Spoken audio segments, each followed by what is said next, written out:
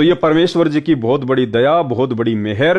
वर्तमान में परमात्मा ने अपनी संगत में ऐसी परिस्थितियां पैदा कर दी हैं जिन परिस्थितियों के मद्देनजर केवल आप और हम सत्सेवक भाई बहन ही गुरुदेव के ज्ञान को आधार बनाकर किन्हीं घटनाओं पर निष्कर्ष निकाल सकते हैं। अन्यथा जिन घटनाओं को लेकर दास लाइव आया है, आप सत्सेवक भाई बहन भी इस बात से भली भांति परिचित हैं कि जो वर्तमान में सोशल मीडिया पर न्यूज चैनल वालों के खिलाफ जिस प्रकार से माफी मंगवाने की ये पोस्ट वगैरह वायरल की जा रही है, ये ज्ञान आधार से उचित नहीं है। आप भी अच्छी प्रकार से इन बातों को जानते हैं।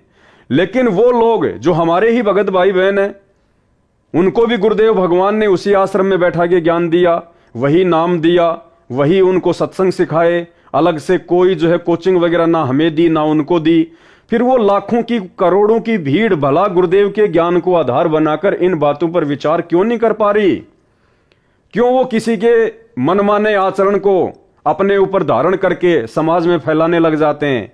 जैसा कि सतलोक आश्रम मैनेजमेंट हरियाणा के द्वारा सभी न्यूज चैनलों के खिलाफ इस प्रकार से माफी मांगे ये न्यूज वगैरह फैलाई जा रही है, ये पोस्ट वगैरह वायरल की जा रही है। तो हम सत्सेवक भाई बहनों ने बहुत ही सावधान होकर एक एक कदम सोच समझकर इस भक्ति मार्ग में आगे रखना है। यदि आप में से किसी सत्सेवक भाई बहन ने जो साथ संगति से जुड़ा हुआ है, यदि आपने गलती से इस प्रकार की ये पोस्ट वगैरह जो सतलोक आश्रम मैनेजमेंट हरियाणा वालों के द्वारा वायरल की जा रही है, अगर आपने भी कर दी है, तो सबसे पहले तो उस पोस्ट को अपने फेसबुक से, अपने इंस्टाग्राम से या अपने ट्विटर से तुरंत डिलीट कर दें और उसके बाद गुरुदेव भगवान को दंडवत करके माफी मांगें कि हे परमेश्वर, आपके दास या दासी से ये गलती हुई है। परमात्मा, मैंने आपके ज्ञान को आधार नहीं बनाया। परमात्मा, मैं क्षमा प्रार्थी हूं।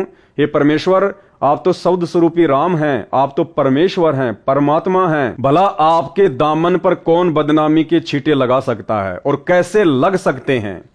आप तो उस कमल के फूल की भांति हैं परमेश्वर गुरुदेव भगवान, जिस कमल के पत्तों के ऊपर कीचड़ कभी ठहर ही नहीं सकता। तो इसी प्रकार परमेश्वर, आपके ऊपर ये आप ही के बच्चे, ये मीडिया वाले भी तो परमात्मा के ही बच्चे हैं, ये भी तो उसी सतगुरु की आत्माएं हैं। ठीक है, वर्तमान में उनको ज्ञान नहीं है, उनको परमेश्वर की स्थिति का आभास नहीं है। आप और हमारा सौभाग्य जो गुरुदेव ने शरण में ले लिया, ज्ञान दे दिया, हम पहचान गए। हैं तो वो भी मालिक के बच्चे, हैं तो वो भी गुरुदेव भगवान की आत्माएं। तो वो वर्तमान में उनको पहचान नहीं पा रही, उनको समझ नहीं पा रही, और वो वर्तमान में अपने बाप के ऊपर इस प्रकार से बदनामी के छींटे डाल रहे हैं। लेकिन बाप तो बाप है, कोई सामान्य व्यक्ति तो है नहीं, कोई सामान्य संत तो है नहीं। ये तो सर्व सृष्टि रचनहार, कुल मालिक, असंख्य ब्रह्मांडों का स्वामी है।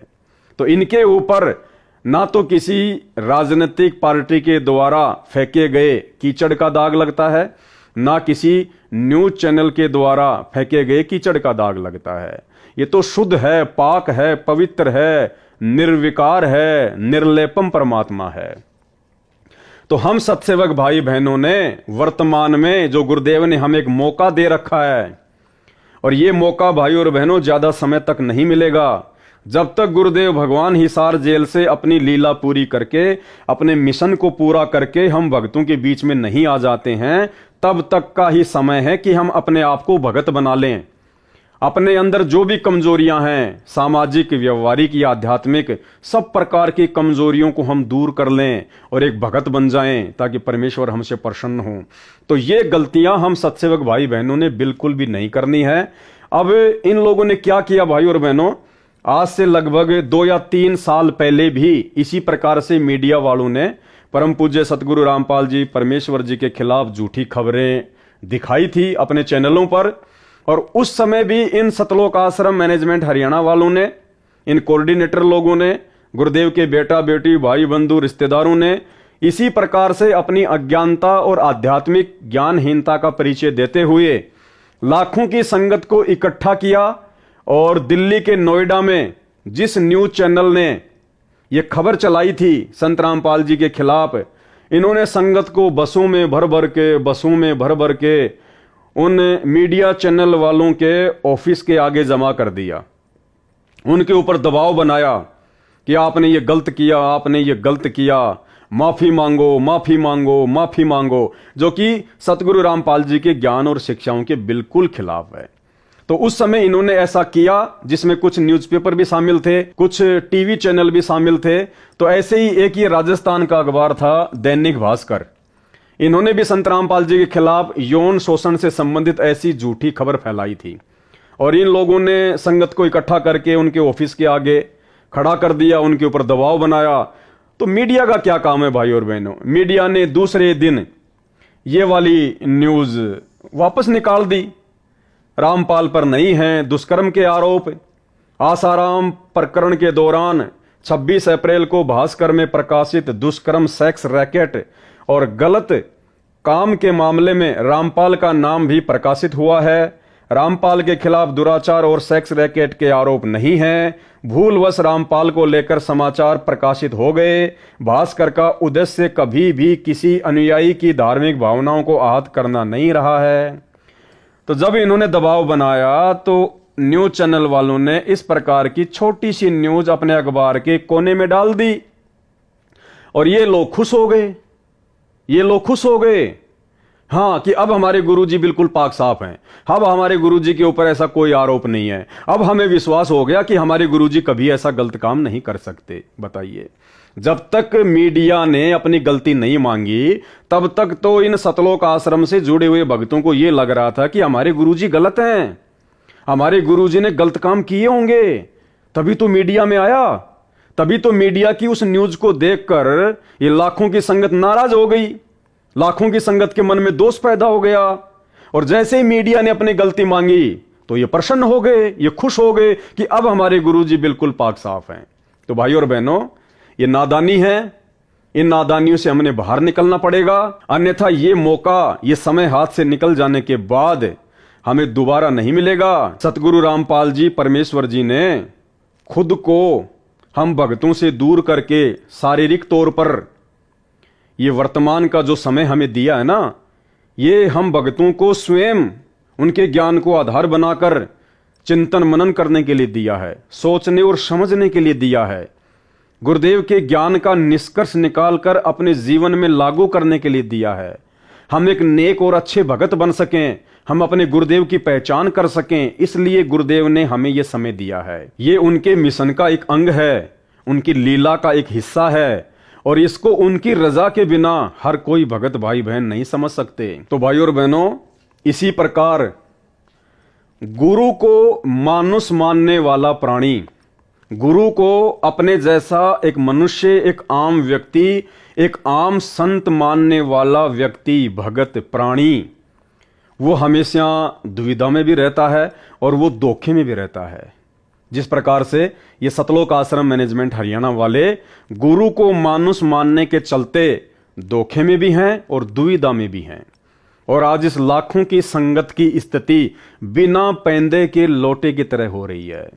2014 बरवाला कांड के बाद से हम सभी सत्सेवक भाई बहन देखते ही आ रहे हैं किस प्रकार से संगत का आर्थिक और शारीरिक दोहन किया गया है, शोषण किया गया है। सबसे पहले तो बरवाला कांड में किया गया गुरुदेव के कलयुगी परिवार के द्वारा, इन्हीं कोऑर्डिनेटरों के द्वारा अपना मनमाना आचरण भक्तों के ऊपर थोक दिया। नाम गुरुजी का, लठ ले लो हाथों में, पेट्रोल बम तैयार कर लो, ये बंदूकें पकड़ लो, मरने मारने के लिए तैयार हो जाओ, काले कपड़े पहन के कमांडो बन जाओ, मरेंगे मार देंगे लेकिन पुलिस को आश्रम में नहीं आने देंगे।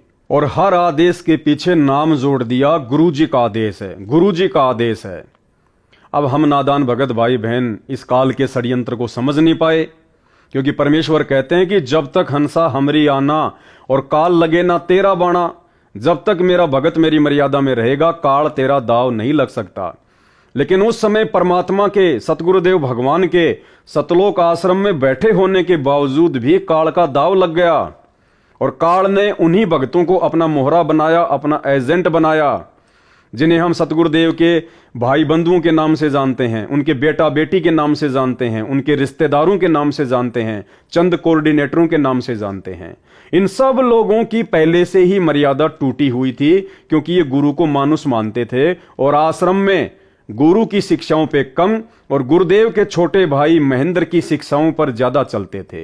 मनमाना आचरण करने में ज्यादा यकीन रखते थे, जिस कारण से काल का दाव लगा, काल को एक मौका मिला और गुरुदेव भगवान ने भी ये देखना था, ये चेक करना था कि सन 1994 से 2014 तक मैंने इतना ज्ञान दे दिया, मैंने इतना इनको समझा दिया, इनकी बुद्धि में थोड़ा बहुत कुछ समाया भी है या नहीं है, ये अपने गुरु को जान पा रहे हैं, पहचान पा रहे हैं, या खाली देखा देखी में आ रहे हैं। सत्संग के नाम पे आ गए, खाए पिए नहाए धोए सोए और चल दिए, इस कान से सुने इस कान से निकाल दिए। ये मेरे सत्संगों पर कुछ विचार भी करते हैं या नहीं करते हैं? ये सत्संग कर करके दिन रात जो मैंने एक कर दिए, इतना संघर्ष किया, ये मेरे संघर्ष को, मेरे मिशन को समझ भी पा रहे हैं या नहीं पा रहे हैं? कि गुरुदेव खाली टाइम पास या मनोरंजन के लिए सत्संग कर रहे हैं, या गुरुदेव हमें इन सत्संगों के माध्यम से कुछ बनाना चाहते हैं, कुछ समझाना चाहते हैं? गुरुदेव का मकसद क्या है, उनका मिशन क्या है, हमें क्या करना चाहिए? ये लोग खाली भेड़ चाल में चल रहे हैं या कुछ इनकी बुद्धि में भी समाया है? तो गुरुदेव भगवान भी चुपचाप रहे, कुछ नहीं बोले। परमात्मा ने भी भीड़ को छांटना था, क्योंकि देखो जहां गुरु और शिष्य परंपरा आ जाती है वहां पर परीक्षा होती होती है, कोई दो राय नहीं है।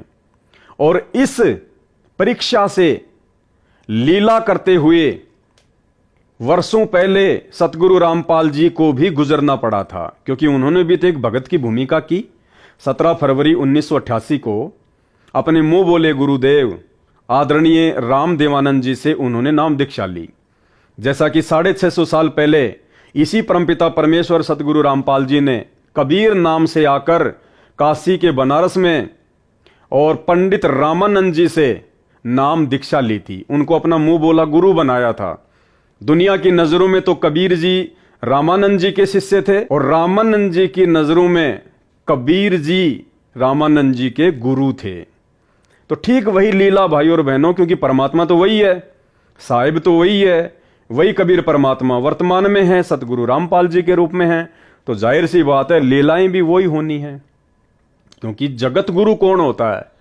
जगत गुरु उसे कहते हैं जो पूरे जगत को ज्ञान दे, जिसके समान ज्ञान पूरे जगत में किसी को ना हो, उसको कहते हैं जगत गुरु।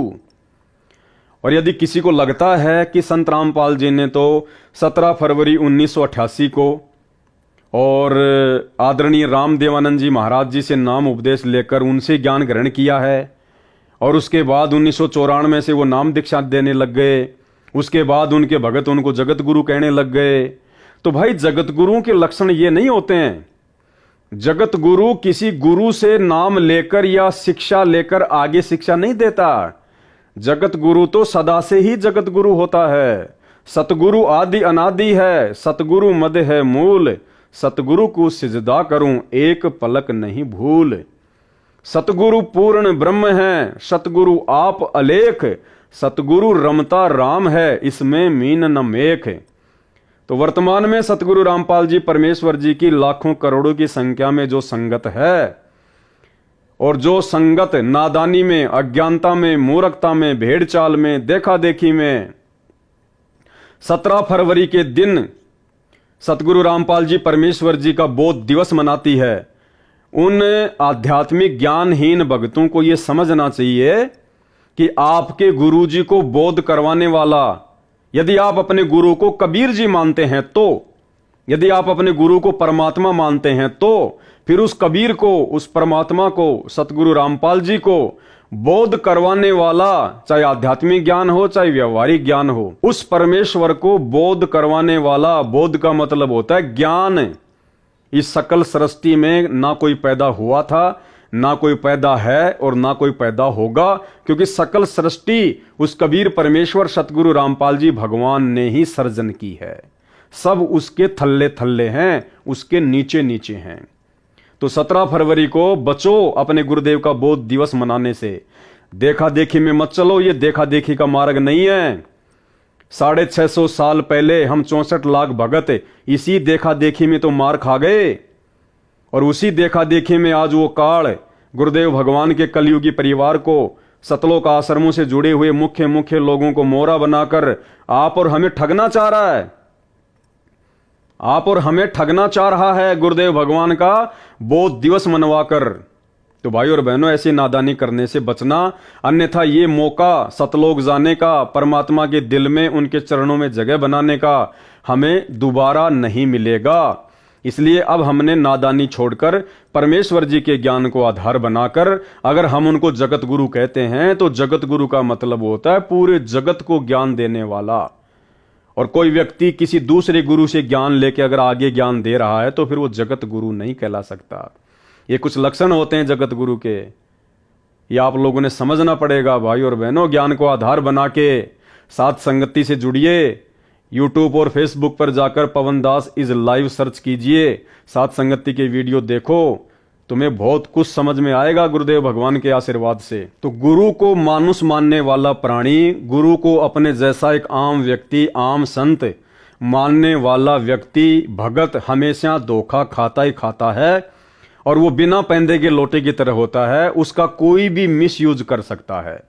और ये लाखों की करोड़ों की संगत का 2014 बरवाला कांड के बाद से, चाहे वो इशार की तारीखों पे भेजना हो, चाहे वो राजनीति करवानी हो, कभी कांग्रेस तो कभी बीजेपी को वोट और सपोर्ट करवाना हो, हरियाणा के जाट आरक्षण में जाटों के धरने पर संगत को बैठाना हो, उन जाटों का समर्थन करवाना हो, चंदे के रूप में भक्तों के दान का पैसा देना हो, या राजस्थान के गैंगस्टर जो कि पुलिस एनकाउंटर में मारे जा चुके हैं आनंदपाल सिंह, उसकी सीबीआई जांच के समर्थन में अजमेर की रैली में हजारों भक्तों को बैठाना हो, 5-5 लाख रुपए का चेक उन राजपूत करनी सेना वालों को देना हो। इसके अलावा भी ना जाने भाई और बहनों कितने कुकर्म इन्होंने सन 2014 बरवाला कांड के बाद से संगत से करवाए हैं, लोगों की मर्यादाएं तोड़वाई हैं। गुरुदेव भगवान को इन्होंने भक्ति विरुद्ध कुकर्म करके दुखी किया है। तो अब हम सत्सेवक भाई बहनों ने इस प्रकार की गलतियां करने से बचना है। इसके अलावा भाई और बहनों, परमेश्वर हमें हमेशा यही शिक्षा देते हैं। हमें गुरुदेव ने हमेशा अपने प्रवचनों में, अपने सत्संगों में एक ही बात बताई है कि सबसे पहले आप लोगों ने एक भगत बनना पड़ेगा। जब तक आप भगत नहीं बनोगे, भक्ति आपके हृदय में प्रवेश नहीं करेगी। और परमेश्वर ने भगत का सबसे पहला लक्षण बताया आधीनता। आधीनी के पास है पूर्ण ब्रह्म दयाल और मान बड़ाई मारियो बेअदबी सिरकाल। जो भगत आधीन होगा, जो भगत ज्ञान से परिपूर्ण होगा, विनम्र होगा, कहते हैं उसके पास में परमात्मा रहता है। आधीनी के पास है पूर्ण ब्रह्म दयाल और मान बड़ाई मारियो बेअदबी सिरकाल। बेअदबी यानी फालतू की बातें, व्यर्थ की बातें, कहते हैं उनके ऊपर तो काल बैठा रहता है। बेअदबी सिरकाल। तो परमेश्वर सतगुरु रामपाल जी ने, सारी सृष्टि के रचनहार ने, हमारे पूज्य गुरुदेव भगवान ने हमें एक सुयोग्य भगत बनाने के लिए क्या शिक्षा दी है। परमेश्वर कहते हैं कि जो तोको काटा बोवे वाको बोतू फूल, और तोहे फूल के फूल हैं वाको हैं त्रिशूल।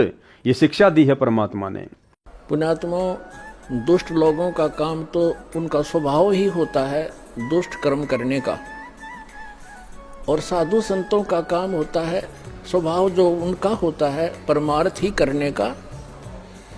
और कबीर साहब ने हमें शिक्षा भी दी है कि जो तोकू काटा बोवे ताको बोतू फूल, तोहे फूल के फूल हैं वाको है त्रिशूल। हमें परमात्मा कहते हैं कि आपको यदि कोई कष्ट देता है आप उसको कुछ ना कहो, परमात्मा पर छोड़ो, फिर देखना वो उसका कैसा रिजल्ट आपको देगा। जो तोकू काटा बोए वाको बोतू फूल, और तोहे फूल के फूल है वाको है त्रिशूल। वो तो विधान है परमात्मा का, जो जैसे कर्म करेगा उसको फल तो मिलेगा ही मिलेगा। तो आज यदि सतगुरु रामपाल जी परमेश्वर जी का नाम, उस पाक और पवित्र परमेश्वर का नाम, यदि इन तमाम नकली और पाखंडी धर्मगुरुओं के साथ में जोड़कर ये भारतीय मीडिया दिखा रही है, तो इसमें हम भक्तों को उत्तेजित होने की आवश्यकता नहीं है। हम भक्तों को होश में जोश खोने की आवश्यकता नहीं है। परमेश्वर ने हमें जो शिक्षा दी है उसको आधार बनाने की जरूरत है कि जो तोकू काटा बोवे, इस मीडिया ने काटा बोया है, गुरुदेव के खिलाफ उल्टा सीधा बोल के, अनर्गल बातें बोल के, झूठे आरोप लगाकर इस मीडिया ने काटा बोया है। जो तोकू काटा बोवे। फिर परमात्मा कहते हैं भगत का क्या लक्षण है? वाको बोतू फूल। हमने उसके खिलाफ वैसा ही बर्ताव नहीं करना है जैसा उसने किया। सामने वाला यदि कोई पत्थर फेंक रहा है तो भगत ने वापस पत्थर नहीं फेंकने। जो तोकू काटा बोवे वाको बोतू फूल। यदि ये मीडिया, ये न्यूज चैनल वाले परमेश्वर सतगुरु रामपाल जी के खिलाफ झूठा प्रचार कर रहे हैं, अनर्गल बातें कह रहे हैं, सेक्स रैकेट से जोड़ रहे हैं, बलात्कारी कहकर संबोधित कर रहे हैं, यानी कुछ भी झूठ फैला रहे हैं, तुम्हें समझना चाहिए कि ये शैतान का षड्यंत्र है, ये काल का षड्यंत्र है। और वर्तमान में परमात्मा आप और हमारी परीक्षा ले रहा है। काल तो वर्तमान में हर प्रकार से अपने एजेंटों के माध्यम से संगत को फंसाने का ही प्रयास करेगा। वो इसी प्रकार की सूक्ष्म चाल चलेगा। आप लाखों की संगत को लग रहा है कि भाई ये सतलोक आश्रम मैनेजमेंट हरियाणा बहुत अच्छा कर रहा है, मीडिया वालों ने हमारे गुरुजी के खिलाफ इस प्रकार की बातें बक दी, और सतलोक आश्रमों से जुड़े हुए हमारे जो भाई बहन हैं, जो कोऑर्डिनेटर हैं, उन्होंने हमारे को इस प्रकार के ये पोस्टर बना के दे दिए कि करो जम के वायरल सोशल मीडिया पर। इन मीडिया चैनल वालों की इतनी औकात क्यों हो गई? इन्होंने कैसे हमारे गुरुजी के खिलाफ इस प्रकार की बातें बोल दी? और आप लोगों ने जरा सा भी ज्ञान को आधार ना बनाकर और आंख बंद करके भेड़ चाल में इन पोस्टर्स को वायरल करना शुरू कर दिया। अरे यही तो परीक्षा है परमात्मा की। अरे यही तो सूक्ष्म चाल है दूसरी तरफ उस शैतान की, उस काल की। उधर से वो भी जोर लगाएगा आप और हमारी मर्यादाएं खंडित करवाने के लिए। वो सूक्ष्म चाल चलेगा, और ये सूक्ष्म चाल है इस प्रकार से पोस्टर बनवाकर आप भक्तों से सोशल मीडिया पर वायरल करवाना। और दूसरी तरफ वो सतगुरु रामपाल जी भगवान जो हिसार की छोटी जेल में बैठकर आप और हम भगत भाई बहन जो इस 21 ब्रह्मांड रूपी शैतान की बड़ी जेल में बैठे हुए हैं, वो परमेश्वर 28 वर्षों से अनमोल तत्व ज्ञान देकर काल की सूक्ष्म चाल से ही हमारी परीक्षा लेगा। परमेश्वर उसको मना नहीं करेगा, उसको रोकेगा टोकेगा नहीं। काल इस समय स्वतंत्र है, ये परीक्षा का समय है। वो भक्तों को अच्छे से तोड़ेगा, डराएगा, धमकाएगा, गुमराह करेगा, साम दाम दंड भेद या घटिया से घटिया नीति अपने एजेंटों के माध्यम से लागू करवाएगा। आप और हम सबको अच्छे से पता है वो स्वयं तो आता नहीं है, स्वयं तो वो प्रकट होता नहीं है, उसने कसम खा रखी है। तो वो कैसे प्रकट होता है? वो कैसे अपनी सूक्ष्म चाल चलेगा? वो कैसे भक्तों की मर्यादा तोड़वाएगा? वो उन लोगों को मोहरा बनाएगा जिन भक्तों की मर्यादाएं टूटी हुई हैं, जो भगत गुरु को परमात्मा नहीं मानते हैं।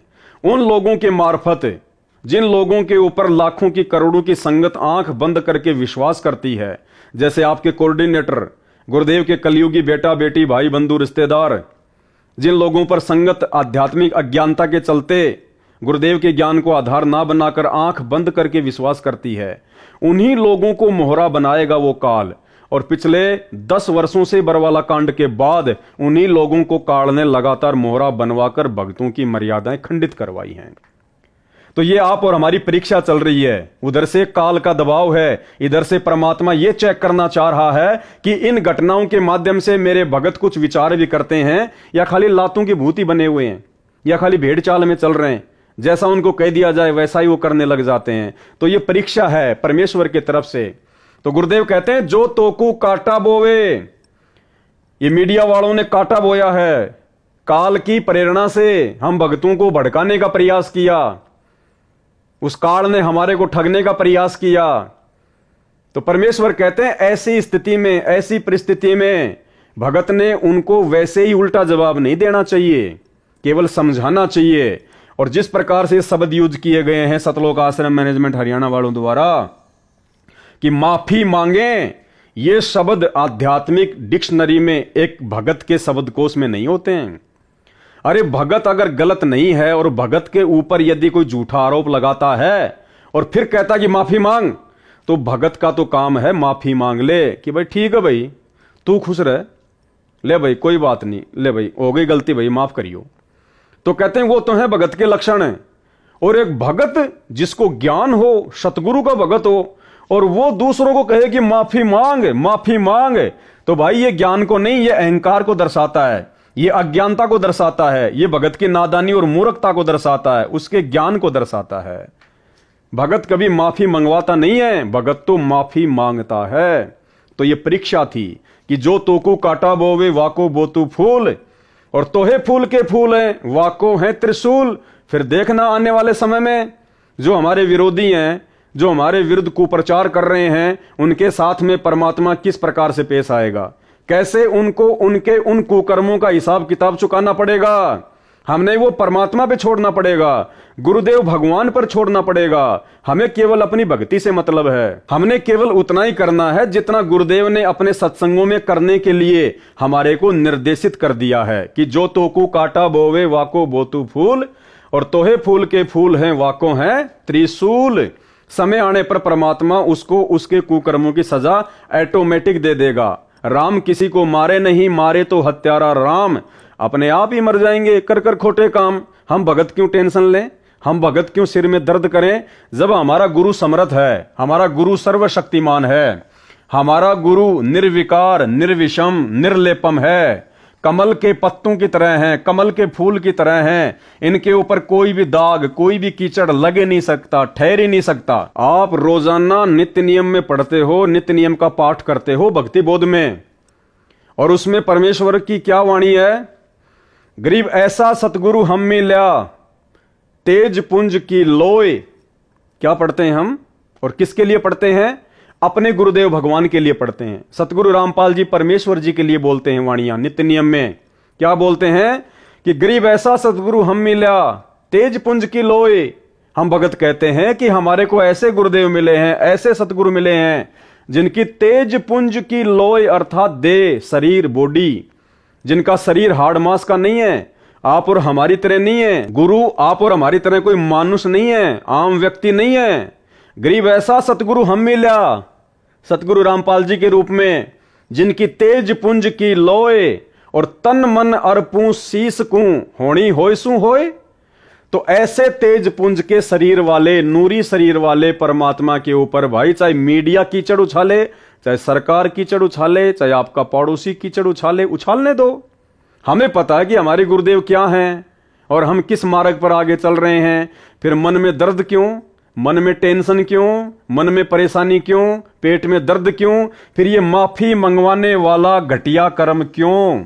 गुरु के वचनों के खिलाफ ये घटिया कुकर्म करने की आवश्यकता क्या पड़ गई आपको? क्या साबित करना चाहते हो आप जी संत रामपाल जी के ज्ञान को लेकर?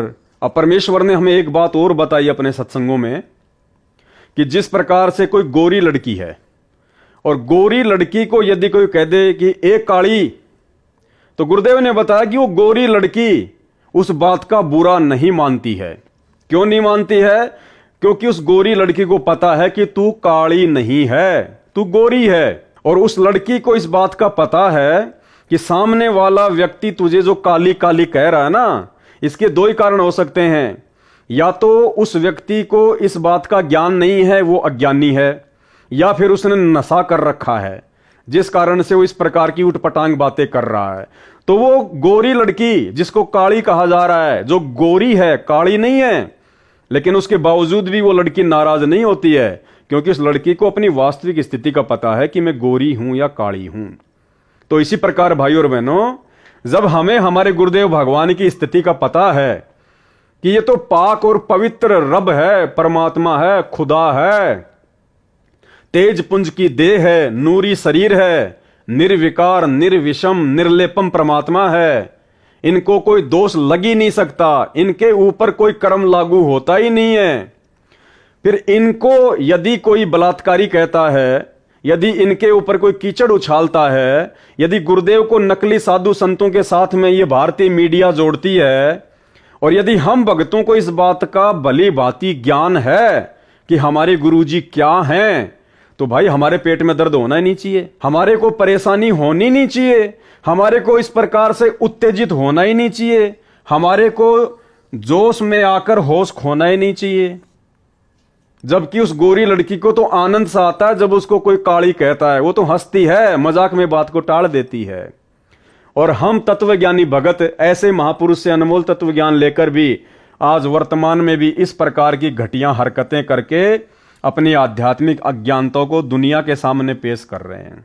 इसके अलावा गुरुदेव भगवान ने हमें एक वाणी के माध्यम से और समझाया है कि कहते को कहीं जान दे और गुरु की सीख तू ले, साकट और सवान को उल्ट जवाब ना दे।